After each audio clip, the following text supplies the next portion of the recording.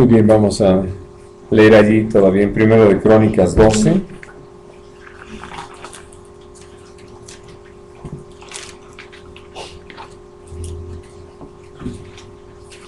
Después de hacer estas remembranzas, tantas experiencias en esos días.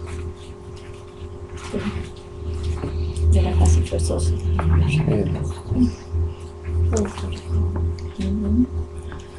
Vamos a leer a partir del versículo 23. Sí, ¿cuándo será? Bueno, las nuevas generaciones. Los de los modelos. 12:23. Dice, y este es el número de los principales que estaban listos para la guerra y vinieron a David en Hebrón para traspasarle el reino de Saúl, conforme a la palabra de Dios. De los hijos de Judá que traían escudo y lanza, 6,800, listos para la guerra.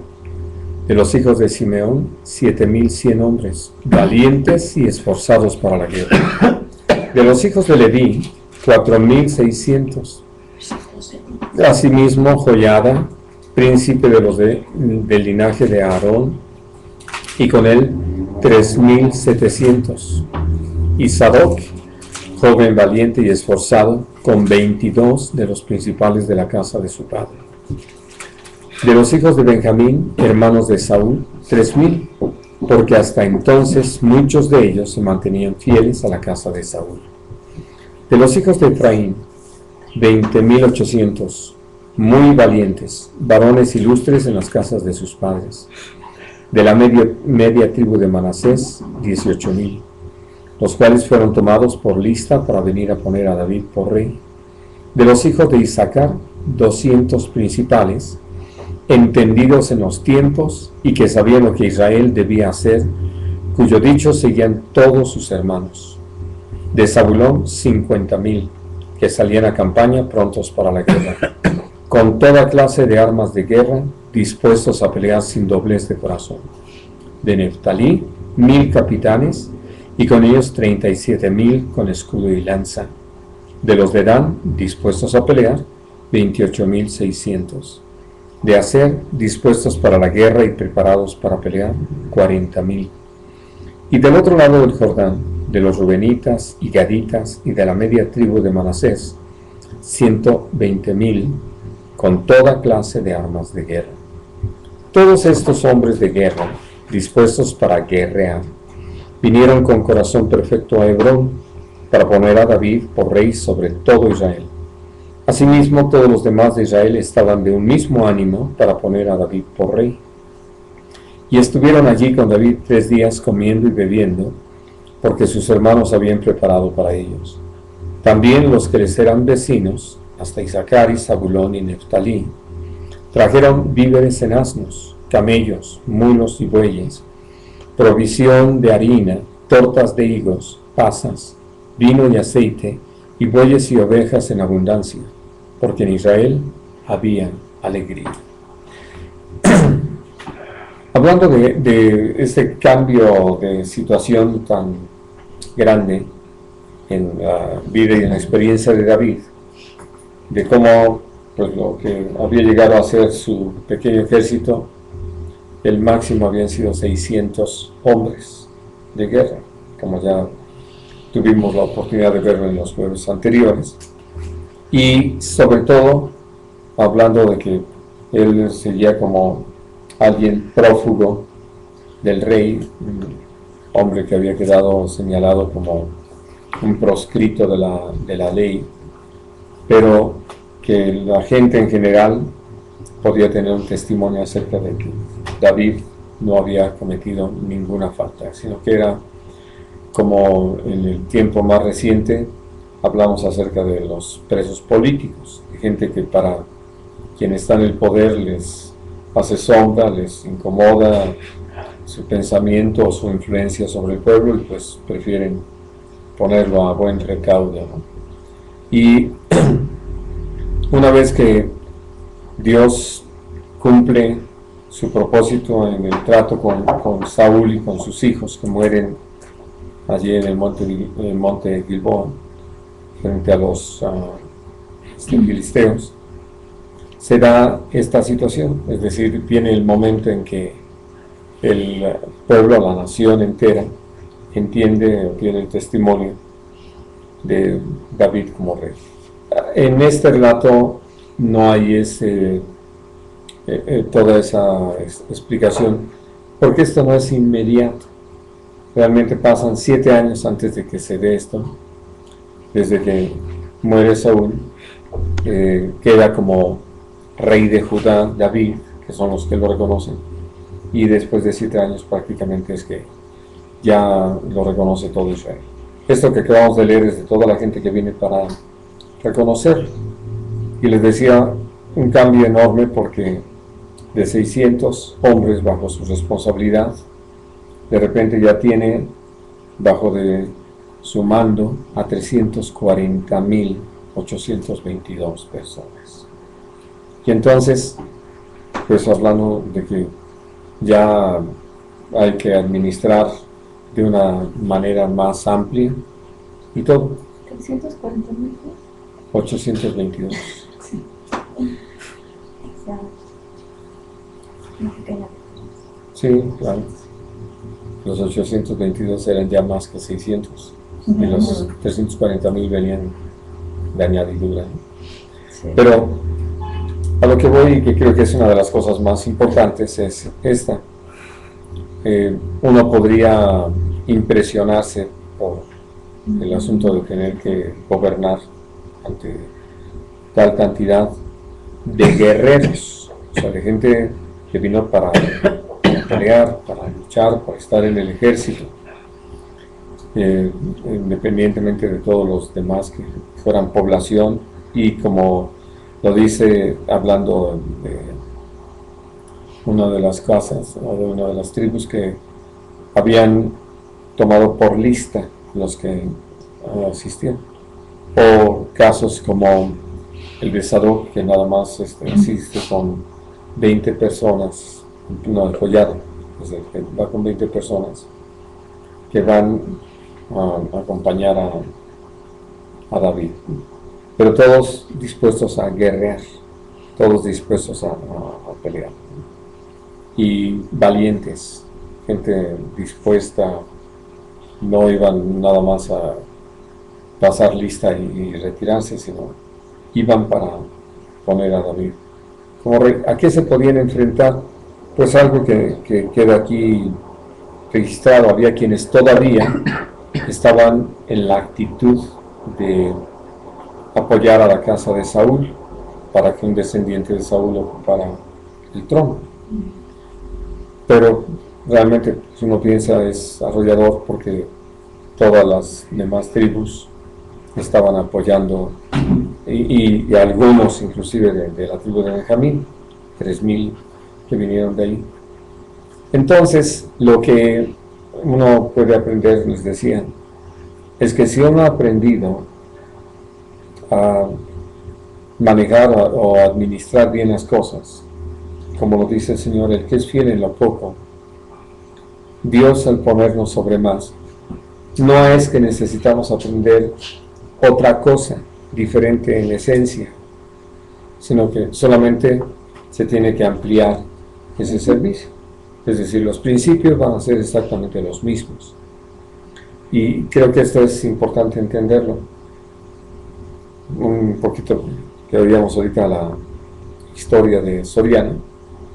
Uno dice, pues, solamente que no haya habido la experiencia, no haya habido un buen manejo. Realmente pensar en tener algo más grande, sí es algo abrumador, y tal vez hasta para la destrucción de uno.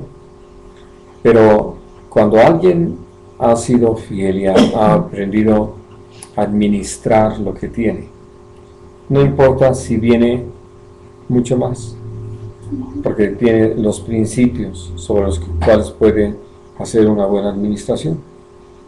¿Qué es lo que va a pasar? Pues como se hace en un presupuesto.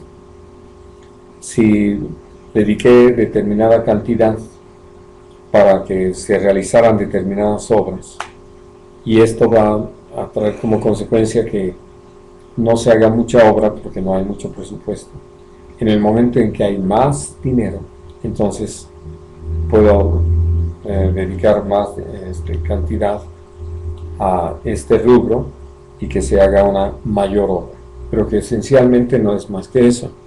O sea, lo que se estaba haciendo se sigue haciendo y se hace solamente en una mayor proporción. Por eso es que podemos ver que lo que Dios le había enseñado a David, pues todo lo que tuvo que hacer fue seguirlo aplicando. No llegó al momento de que yo, ¿a qué hago? Sí, hay la historia de la toma de Jerusalén, antes era Jebús, y allí les había dicho que el que entrara primero, el que llegara a la fortaleza, pues iba a ser el capitán del ejército, el que estaba como comandante general, y ese fue Joab, que es un sobrino de David, de Sarbia, su hermano. Y entonces, sí tiene toda una estructura, y sin duda, precisamente como en todo, uno va entendiendo la importancia de tener lo que hoy llamamos un gabinete, que cada uno empieza a responsabilizarse de una determinada área, o como se lo decía Jetro a Moisés, con capitanes de miles, capitanes de cientos, capitanes de 50 y cincuentenas y de decenas, ¿no? Y entonces, ¿qué sucede? Que todos van reportando hasta llegar a quien está al frente. Y todo esto no es más que seguir los mismos principios y exigirle a cada uno que va a tener una responsabilidad que actúe en base a esos principios. Pero aquí está. Ahora, les decía, en general, de todos ellos está dicho como eran valientes, dispuestos a pelear. ¿Por qué? Porque por delante venía un tiempo de conquista, ya que Dios había hablado con el pueblo de Israel del territorio que les iba a dar, que dicho sea de paso, nunca han ocupado. Es decir, de todo lo que el Señor les señaló como límites para que fuera su territorio, nunca lo han ocupado. Y eso obedece básicamente a la incredulidad que tuvo el pueblo desde los días de Josué. Como muchos de ellos, pues más que nada se dejaron impresionar por las características de los ejércitos que tuvieron que ir enfrentando y terminaron tolerando la presencia de algunos de estos pueblos, no enteros, sino los remanentes, que terminaron prostituyendo la vida espiritual del pueblo de Israel, y que también eso los minó como para no alcanzar todos los límites que el Señor les había señalado. Y no se diga, pues hablando del tiempo en que David tomó el trono, uno puede ver que en Belén había guarniciones de filisteos. Es decir, cómo es que todavía parte de lo que hoy conocemos con mayor claridad que fue territorio de Israel había quedado todavía bajo el dominio de los filisteos. Tenían problemas con los moabitas, tenían problemas con los sirios, y entonces todo este ejército era importante, y fue un ejército que inclusive se incrementó. Llega un momento en que en los datos que tenemos llegaron a ser 1.200.000 soldados, gente de guerra. Que eso fue lo que Dios los aumentó. Pero dentro de las cosas importantes fue que David había sido valiente desde enfrentar uno a uno en la batalla, hablando de él y Goliat, y luego peleando con muchos, enfrentando ejércitos más grandes, y vamos a leer posteriormente todos esos momentos en que, acompañado de sus valientes, peleó contra cientos, de tal manera que se necesita estar determinado, decidido a alcanzar una meta y sobre todo confiado en Dios, porque de otra manera pues casi era un suicidio el enfrentarse 3 de ellos a cientos de filisteos, ¿no? Ahora, les decía, todos estaban en esa postura de pelear y de alcanzar la meta de lograr llegar a lo que Dios tiene dispuesto. Y esto es a lo que Dios nos ha llamado, a que nosotros estemos dispuestos a combatir ardientemente por la fe que una vez ha sido dada a los santos. Y que cuando el apóstol Pablo habla de pelear la buena batalla, es la buena batalla de la fe, que tiene que ver precisamente con que frente a cada cosa nosotros la vivamos creyéndole a Dios y actuando en base a esa fe, a esa confianza en el Señor, y no como el mundo lo vive o lo maneja.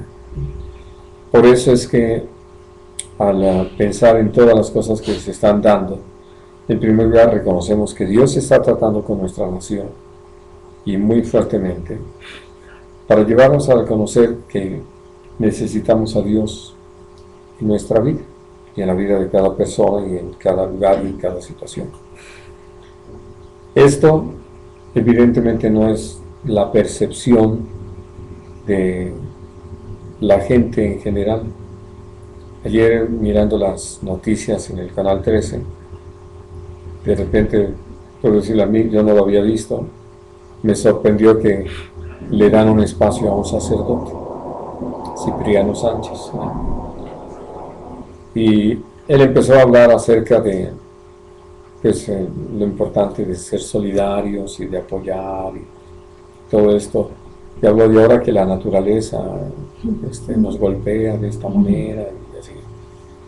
Y yo estaba esperando que como sacerdote mencionara algo de Dios, ¿no? Con respecto al Señor. Pues no. Nada más fue para decir cómo es el momento en que nos interesemos por nuestros hermanos en la República y que hagamos algo y cosas por el estilo. Y sin dejar eso de lado, para nosotros lo importante es rogarle a Dios su clara dirección de qué hacer y cómo hacer. Por esto que estábamos también comentando hace un momento, ¿no? De la pregunta que le hizo al secretario de Gobernación, Carmen, de que si ahora sí se va a repartir de una buena manera, o sea, de una manera correcta. Sí, porque pues algo que llegó a ser un tanto difícil para uno fue enterarse de cómo aún en instalaciones de la Cruz Roja llegaron a quedarse víveres y se echaron a perder, ¿no? Y otras tantas cosas, porque hubo pues por lo menos el descuido, la falta de atención de quienes tenían esa responsabilidad para hacerlos llegar a los más necesitados, ¿no? A la gente que estaba padeciendo. Entonces, hablando de todo esto, y que se da porque viene a ser tan triste, que hablando de que hubo quienes se dispusieron para tomar parte de sus recursos y ayudar a los que estaban padeciendo, haya quienes no les importe y lo tomen para sí, ¿no? Y no es que no tengan, tienen suficiente, pero quieren más. Entonces, en medio de todo eso, por eso cuando Dios nos llama a pelear esta batalla de la fe, nuestra gran respuesta, nuestro gran recurso es ir a Dios. Y quiero pedirles que lean lo que dice en el versículo 32. Dice: de los hijos de Isaacar, 200 principales, entendidos en los tiempos y que sabían lo que Israel debía hacer, cuyo dicho seguían todos sus hermanos. Entonces, al hablar acerca de el trabajo de estos 200, porque uno dice que poquitos de la tribu de Isaacar, de los demás vienen miles, y de estos nada más 200. Sí, pero eran 200 que pesaban, es decir, gente, sobre todo entendida en los tiempos. Cuando hablamos de ser entendidos en los tiempos, necesitamos recordar esto que Dios llevó a José a vivir en Egipto, naturalmente a Egipto y a toda la tierra circunvecina. Iban a venir 7 años de abundancia. Por lo general, ¿qué hacemos cuando hay abundancia? Aprovechamos. Sí. Aprovechamos al máximo. Y ni siquiera entendemos el propósito de Dios cuando hay abundancia, al darnos esa abundancia. Y entonces, por eso, hablando de lo que el mismo Faraón alcanzó a comprender por las palabras que José le expresaba, es que ¿dónde iban a encontrar otra persona como él que pudiera tener tan clara la visión de lo que era importante hacer? Porque la otra cosa que además a Dios le pareció bien darle a saber a Faraón es que la abundancia iba a durar 7 años. Bueno, uno dice, no, de aquí hasta el 2020, ¿no? O sea, estamos hablando así de que bastante tiempo y lo que podemos hacer. Sí, hablando, aplicándolo a estas fechas. Pero después iban a venir 7 años de escasez. Y entonces, si no se es sabio, si no se es entendido, pues se despilfarra. ¿Y qué fue lo que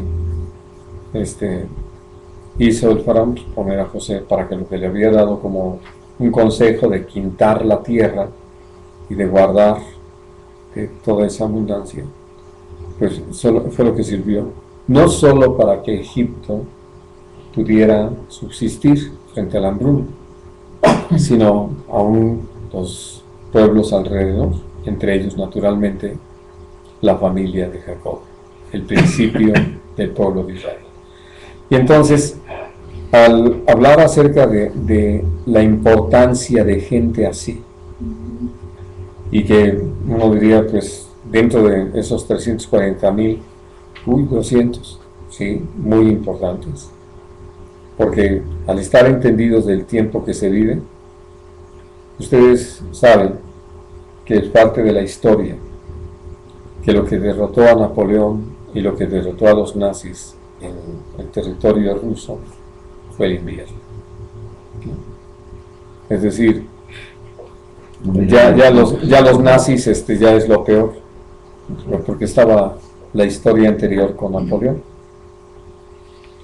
pero es el testimonio de lo que no es entendida la gente, de lo que no es entendido quien está al mando. Y aquí para David, pues estos 200 eran algo muy valioso. Y una de las cosas, como dice aquí, sabían lo que Israel tenía que hacer, lo que correspondía hacer.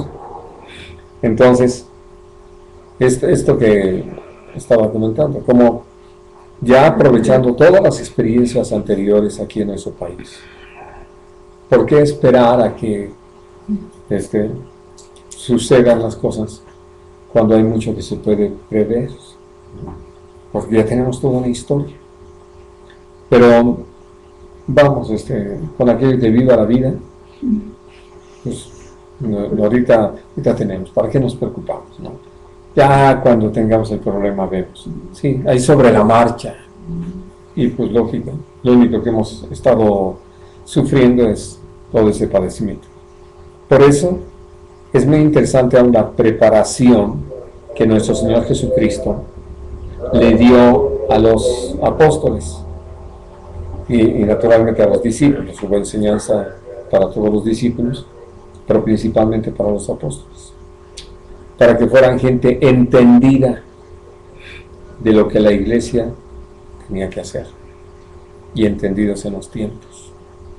Y entonces vemos toda la preparación, lo que hemos tenido oportunidad de estudiar ya en otras ocasiones, de hablar y apreciar de todo ese trato del Señor con los 12 y de los 12 con 3, y naturalmente en el entendido de que Judas iba a quedar fuera, pero que iba a llegar Matías para ocupar su lugar.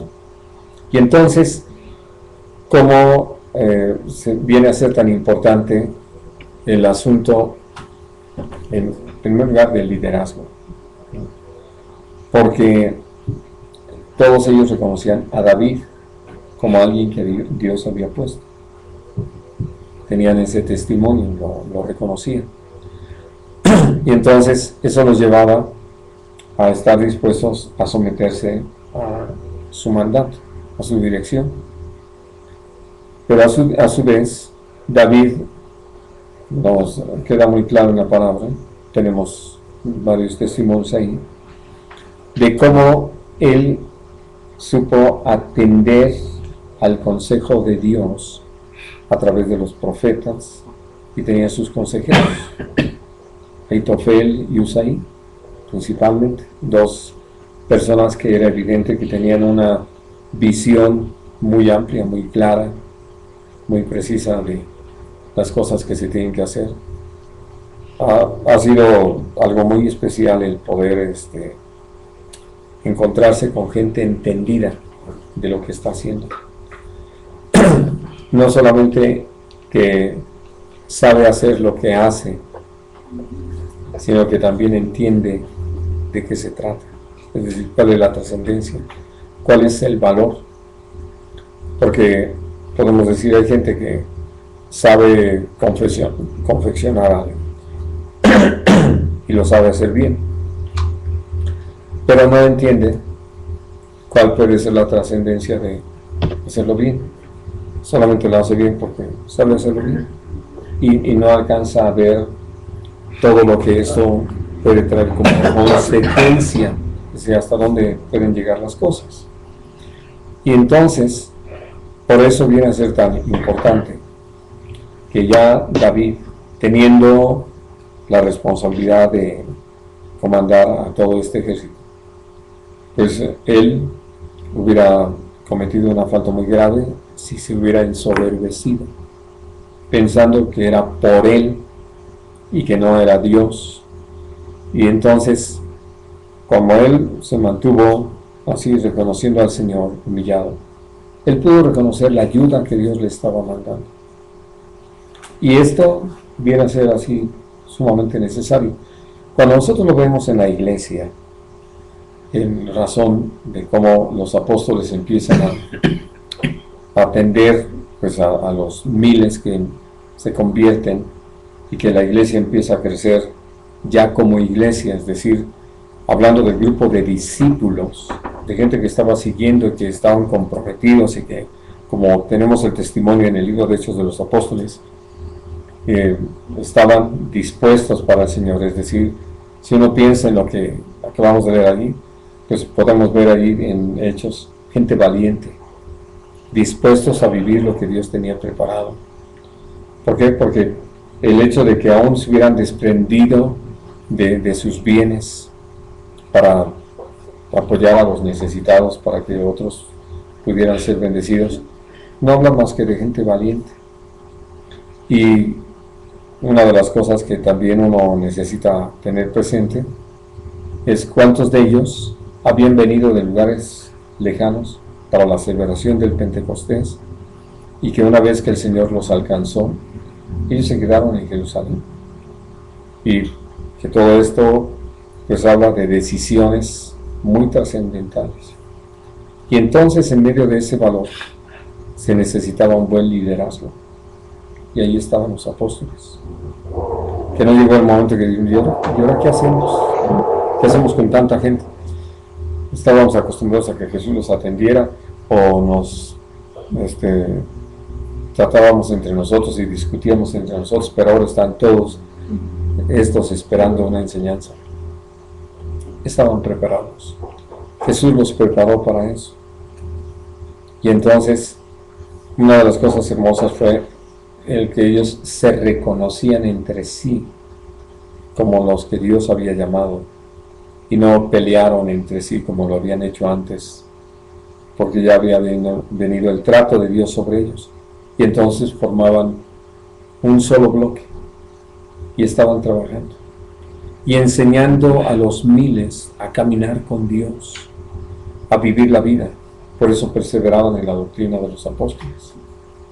Y esto viene a ser sumamente importante. Ahora, hubo un momento que está registrado allí en la palabra de cómo los apóstoles estaban perdiendo un tanto la brújula de lo que les correspondía hacer y empezaron a incursionar en un terreno que no les correspondía, servir las mesas. Dios los lleva a vivir esta experiencia de la murmuración que se levanta en medio de la iglesia para sacudirlos y que ellos puedan reconocer que están faltando, que están fallando en una tarea que les había sido encomendada: la predicación de la palabra y la oración. Entonces se nombran a 7. Y una de las cosas preciosas es entender que no se trataba de cualquier persona, sino que se necesitaba gente valiente, decidida, comprometida con Dios. Por lo tanto, gente llena del Espíritu Santo, de buen testimonio y sabios.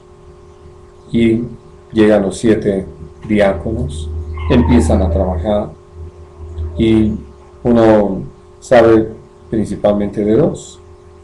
Uno, Esteban, tan valiente que no estimó su vida como algo precioso a lo cual aferrarse y hasta estuvo dispuesto a morir por causa del Señor. Y el otro, Felipe, que es de los 2 que sabemos. Que los otros Dios debe haberlos usado de alguna manera igual que a los otros apóstoles, porque no sabemos mucho de todos los apóstoles, como no sabemos mucho de muchos de nuestros hermanos. Pero pensando en toda esa gente que estuvo dispuesta a caminar, hay algo que no puede uno pasar por alto. Dios levantó a un hombre con una visión muy clara, Pablo, y que Dios le da toda una revelación, que Pedro puede reconocerlo y decir en las cuales cosas nos ha escrito casi en todas sus cartas nuestro amado hermano Pablo, las cuales son difíciles de entender. Y entonces, hablando de que evidentemente alguien entendido en los tiempos, y uno puede verlo en la forma en que escribe el apóstol, y por esa revelación de parte de Dios, a uno puede señalar cómo en los posteriores tiempos van a suceder tales y tales cosas, y esto va a pasar, y que cuando hablen de paz viene destrucción repentina, etc. Todas las cosas que de hecho tenemos ahí registradas.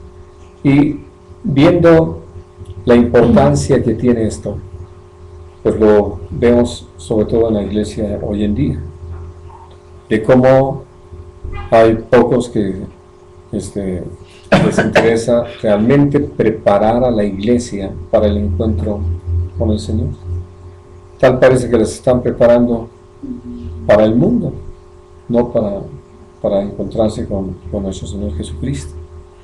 Y por eso es que necesitamos entender cómo Dios nos ha llamado a ser de los valientes, que están dispuestos a pelear esta batalla y ser gente entendida en los tiempos, y que sepamos lo que el pueblo de Dios necesita llevar a cabo. Y pues esto es una gracia que Dios da, pero lo necesitamos dentro de la iglesia, y podemos orar por ello, rogándole al Señor que Él intervenga. Ahora, hablando de esta experiencia del niñito, ¿cómo es que uno entiende que no se trataba de contratar investigadores privados o de lanzar una campaña a través de los medios, ni nada por el estilo, sino ir a Dios, quien es realmente, quien sabe, puede todas las cosas? Y entonces, ayer tenía yo la oportunidad de estar platicando con Luzma. Me decía de cómo secuestraron a una niña de la congregación donde ella asiste. Y pues al principio le pedían al papá millones de pesos por su rescate. Pero después empezaron a bajar la cantidad. ¿Qué hicieron en la iglesia? Están rogándole a Dios. Y ya llegó un momento en que pudo comunicarse con la niña. ¿Y cómo te están tratando bien? Ahora sí que hasta a la carta. ¿Y ahora qué quieres desayunar? Y sí la tenían encadenada, porque le daban sus masajes y le ponían su crema para que no lastimara y cosas así. Y bueno, entonces por eso te han lastimado, ¿no? Y finalmente, después de haberle ido bajando, le dijeron a la niña, ¿qué puedes decir? Y ya antes supimos, ¿te acuerdas del otro caso ya con Jorge William, del hijo de unos hermanos que tienen su ferretería, y que también, de verdad, fue por eso muy, muy especial. Nos avisaron de este caso para que oráramos, y ellos estuvieron orando allí en la congregación allá en Jalostoque. Y entonces también lo que Dios hizo en esa ocasión fue que también empezaron a bajar la cantidad, la demanda, porque aún la niña les decía, no, mi papá no tiene ese dinero, y acá el niño le decía, no es para todo. Pero ya el hermano estaba pensando en vender su casa para poder conseguir la cantidad y todo, y le empezaron a bajar la cantidad, al grado tal que después ya cuando se supo cómo habían pasado las cosas, eran 4 y empezaron a pelear entre ellos. Entonces 2 decidieron retirarse. Los 2 que se quedan, pues llega un momento en que dicen, bueno, y si los otros nos delatan, y si nos sale todo al revés y todo, pues entonces ya uno dice, no, ¿sabes? Tú sabes que me voy. Entonces el que se queda dice, no, yo no me quedo con el problema. Llevó al niño allí a una tienda que estaba abierta, ya era la noche, y ahí lo dejó y se fue. Entonces ya, de la tienda llamaron a la policía, los de la policía pues ya llamaron al papá, ya supe. Y por lo que el niño había estado viviendo, pues ya les platicó lo que había visto, cómo Dios confundió la mente de estas personas y lo liberaron sin hacerle daño. Y vamos hablando de que ese es nuestro gran recurso. Por eso nuestra forma, ahora sí que de batallar, es buscando el rostro de Dios, clamando al Señor, pidiendo a Dios por su intervención. Porque, como vamos a leerlo aquí en 2 de Crónicas 20,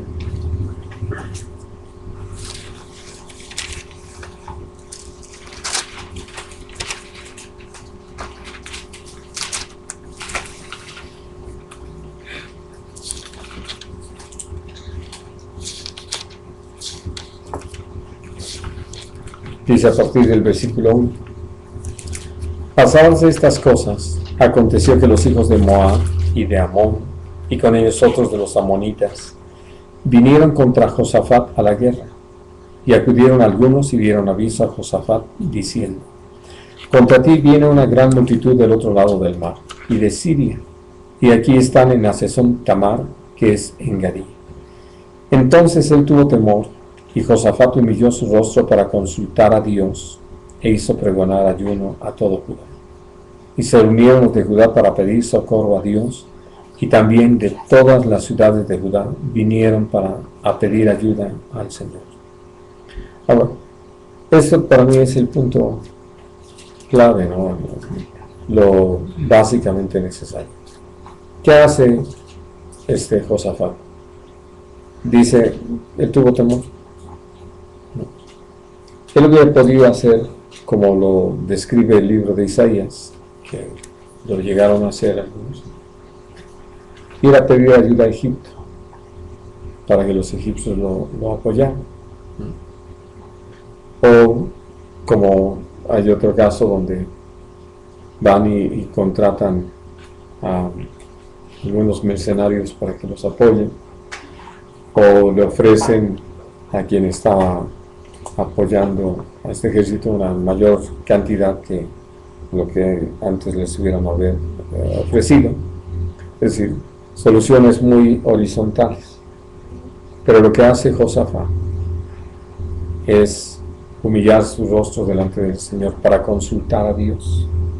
Agrega que pregona ayuno, le pide a todo el pueblo que ayune por la situación, y creo que la mayoría se les había ido el hambre nada más de saber que 3 ejércitos venían en su contra. Y entonces dice el versículo 5: entonces Josafat se puso en pie en la asamblea de Judá y de Jerusalén, en la casa del Señor, delante del atrio nuevo, y dijo: Dios, el Señor Dios de nuestros padres, ¿no eres tú Dios en los cielos y tienes dominio sobre todos los reinos de las naciones? ¿No está en tu mano tal fuerza y poder que no hay quien te resista? Dios nuestro, ¿no echaste tú los moradores de esta tierra delante de tu pueblo Israel y la diste a la descendencia de Abraham tu amigo para siempre? Y ellos han habitado en ella y te han edificado en ella santuario a tu nombre, diciendo: si mal viniere sobre nosotros, o espada de castigo, o pestilencia, o hambre, nos presentaremos delante de esta casa y delante de ti, porque tu nombre está en esta casa. Y a causa de nuestras tribulaciones clamaremos a ti, y tú nos oirás y salvarás. Ahora, pues, he aquí los hijos de Amón y de Moab y los del monte de Seir, a cuya tierra no quisiste que pasase Israel cuando venía de la tierra de Egipto, sino que se apartase de ellos y no los destruyese. He aquí ellos nos dan el pago viniendo a arrojarnos de la heredad que tú nos diste en posesión. Oh Dios nuestro, ¿no los juzgarás tú? Porque nosotros no hay fuerza contra tan grande multitud que viene contra nosotros. No sabemos qué hacer y a ti volvemos nuestros ojos. Ahora, dentro de todo lo que es esta oración, estas 2 últimas oraciones son importantes. En primer lugar, reconocer que no hay en nosotros la capacidad para enfrentar los problemas. Y en segundo, que realmente uno no sabe qué hacer. Así de que, hablando de algo así, porque sin duda siempre vamos a darle vueltas al asunto buscando qué hacer, pero apoyándonos en nosotros, en vez de esperar en el Señor, de esperar su intervención. ¿A qué nos enfrentamos? Bueno, al hecho de que nos quedamos cortos en cuanto a capacidad y todo, a diferencia de cuando buscamos al Señor y que Él nos muestra lo que conviene hacer. Y entonces dice el versículo 13: y todo Judá estaba en pie delante del Señor con sus niños y sus mujeres y sus hijos. Y estaban ahí Jaasiel, hijo de Zacarías, hijo de Benaía, hijo de Jehiel, hijo de Matanías, levita de los hijos de Asaf, sobre el cual vino el Espíritu de Dios en medio de la reunión, y dijo: oíd Judá todo, y vosotros moradores de Jerusalén, y tú, rey Josafat, Dios os dice así: no temáis ni os amedrentéis delante de esta multitud tan grande, porque no es vuestra la guerra, sino de Dios. Mañana descenderéis contra ellos, y aquí que ellos subirán por la cuesta de Cis, y los hallaréis junto al arroyo, antes del desierto de Jeruel. No habrá para qué peleéis vosotros en este caso. Paraos, estad quietos y ved la salvación del Señor con vosotros. Oh Judá y Jerusalén, no temáis ni desmayéis. Salid mañana contra ellos, porque Dios estará con vosotros.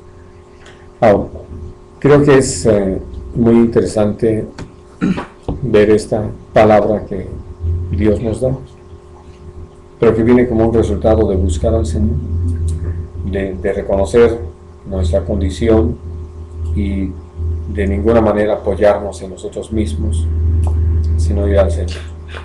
Entonces, ¿cuál es el resultado? Bueno, que Dios nos hace saber algo que Él tiene decidido, que no tenemos nosotros por qué pelear, porque creo que nos gusta, pero no tenemos por qué hacerlo, sino que, como lo dice aquí claramente, no es de nosotros la guerra, sino de Dios. Así de que, ¿qué es lo que nos pide a nosotros? Que nos detengamos, que estemos quietos y que veamos la salvación de nuestro Dios. Y ese es el punto más importante. Y esto es lo que nos lleva pues, precisamente a entender tanto del mensaje de esperar en Dios, de estar delante de Él, hasta que Él haga lo que Él ha dispuesto a hacer.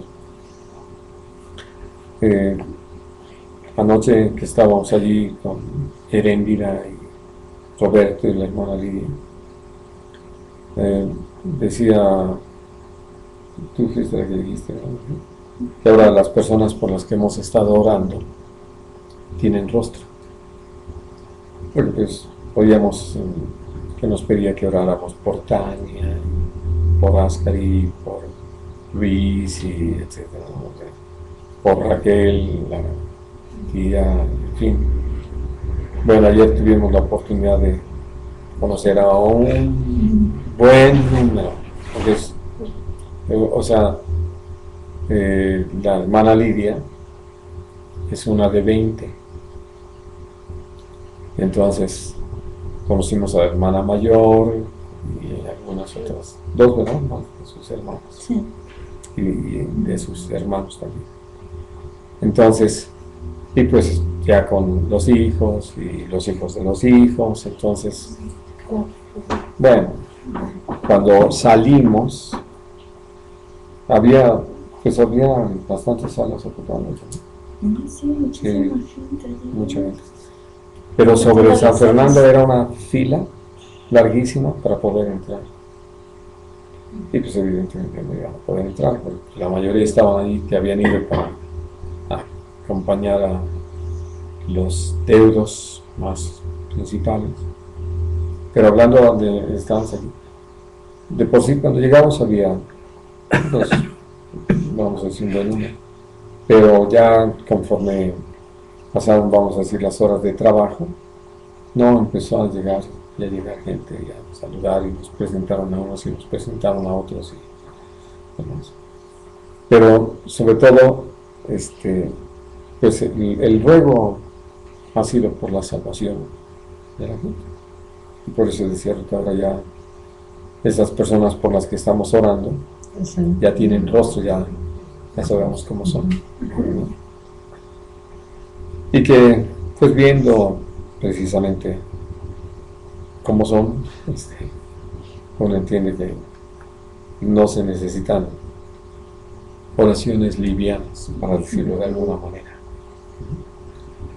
Que cuando el Señor habla de con toda oración y ruego y súplica, así es, y de predicación, sí, o sea, como entiende uno que es cierto, porque muchos jóvenes, pero muchos jóvenes, pues ya son la tercera generación, ¿no? Muchos sobrinos y amigos también. Sí, amigos de los hijos ahí, como de los nietos del hermano Pablo. Y entonces fue muy interesante porque fue un desfiladero. Algunos inclusive se retiraron por circunstancias personales, pero llegaron reemplazos, así. Fue muy interesante ver todo eso. Y ya que regresábamos, hablábamos entre nosotros de cómo hay una tarea tan enorme, ¿no? O sea, hay una batalla que ganar, que no se gana de otra manera más que delante de Dios, porque no es nuestra la guerra, sino del Señor. Y que lo que anhelamos es ver a toda esa gente transformada por el poder de Dios. Que vengan todos esos cambios que solamente el Señor puede obrar. Y que, bueno, vengan resultados tan especiales a causa de el amor y el poder de Dios obrando en la gente. Pero el punto es este: como Dios nos ha llamado a creer en Él, a creer en lo que nos habla, y cómo esto trae como resultado que Dios, al hablarnos, nos habla de cómo Él tiene control de todas las cosas, cuidado de todo asunto, que Él realmente gobierna sobre todo, y que nos ha pedido que estemos simplemente allí como esa gente que sabe librar las batallas de rodillas, rogando a Dios por esas respuestas.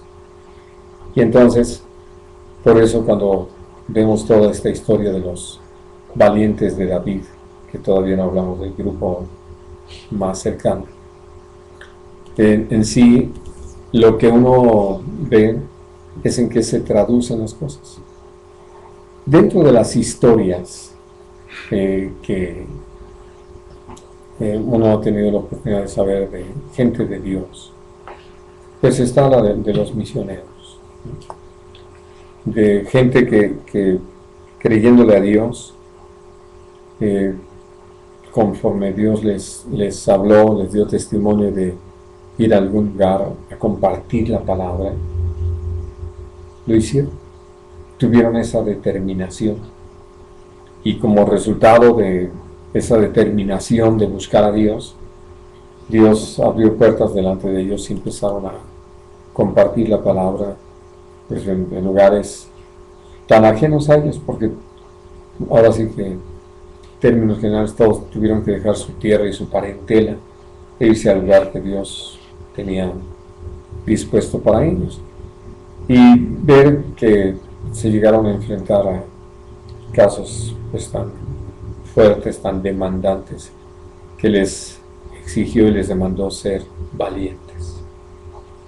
Pero me acuerdo ahorita mucho de uno de esos testimonios de un hermano que, teniendo una posición económica muy buena y a un trabajo y todo, él le creyó al Señor y dejó todo y se fue para el África a compartir la palabra, pero que prácticamente llegando allí él enfermó y murió. Entonces parecería como un desperdicio, pero resulta que la gente del lugar supo a qué iba y por qué había dejado todo lo que había dejado para ir ahí. Y entonces con los mensajes de tambores empezaron a avisar a todos de que alguien que había venido para extenderle la mano había muerto.